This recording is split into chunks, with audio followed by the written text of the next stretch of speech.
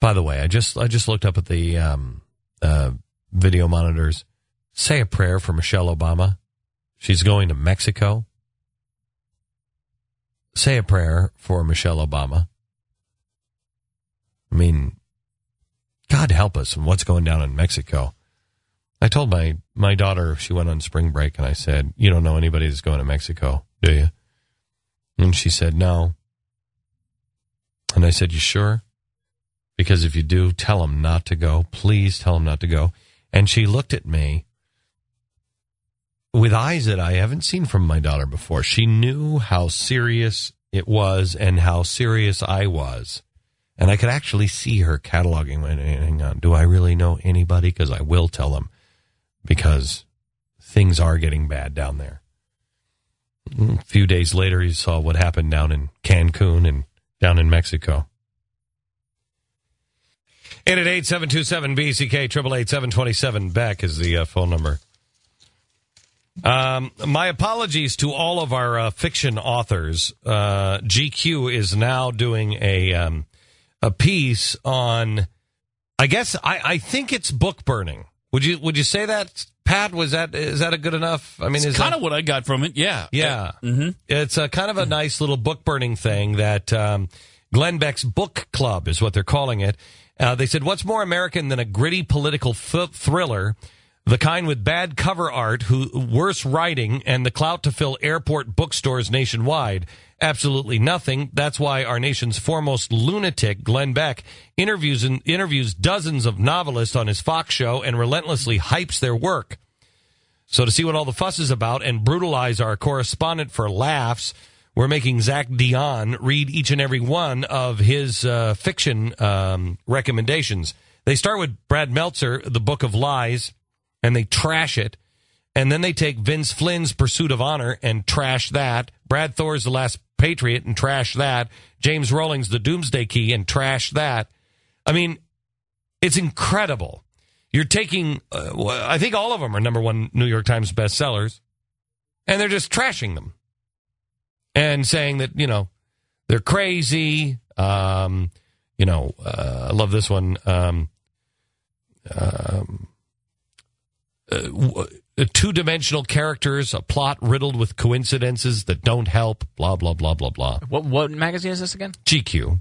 I think the market has made its choice whether they're going to read all those #1 bestsellers or GQ. I think that decision has been made. It's really, but it's really incredible to me. It's really incredible what these people will do. I mean, it's just, now we're into book burning. Now we're into attacking literature. Contemporary literature. Just because you like it. Yeah, right. Really. There's no reason other than you like it. No reason to attack these guys except I like it. And I recommend their books. It's really just astounding to me.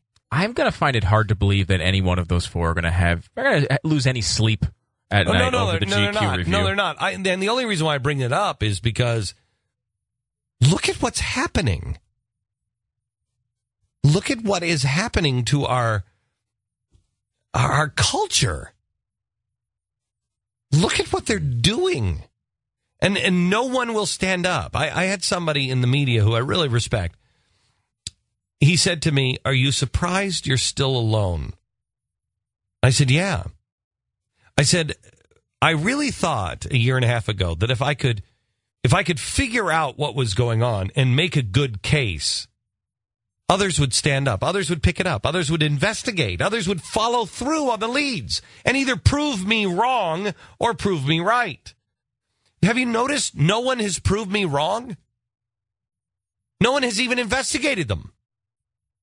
I mean, you want to know the untold story? The untold story is how wrong Glenn Beck is because he has pieced all these things together. Nobody's done that story. Why? Because we're not wrong. And so what do? They just set out to destroy you. So I said, yeah, I really thought that if I could prove my case, I really thought. He said, foolish. I said, why? He said, because everybody sees what they're doing to you and everybody knows how it ends. They're afraid. I'm telling you, America, if you are afraid now, you are going to be very afraid down the road. You cannot let bullies grow. You cannot let, why is it no one will do a story that the three advisors to the president are leading boycotts to destroy my business? How is that possible that that's not a story? I told you over a year ago, look, I've been poor before. I'll be poor again. That's fine. That's totally fine. My wife and I were happy when we were poor. Quite honestly, I don't think we're as happy now because we're so stressed out all the time. I'd welcome it. You don't think I want to go live on a farm someplace? In a heartbeat. You don't think I just want to go live in a small town like that? You don't think I'll work in a kitchen someplace cooking food? I'd be thrilled. Thrilled.